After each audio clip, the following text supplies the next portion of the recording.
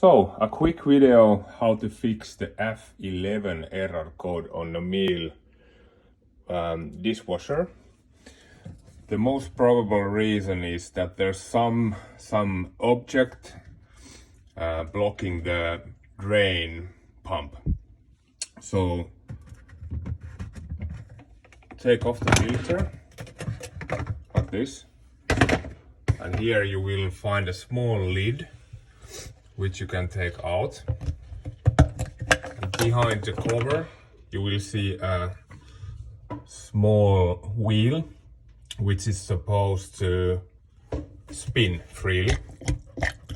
If it's not spinning freely, probably there is some object blocking the wheel from spinning.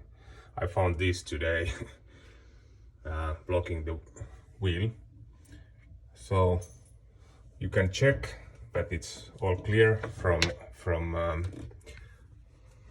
foreign objects, and after that it should spin freely. Hope it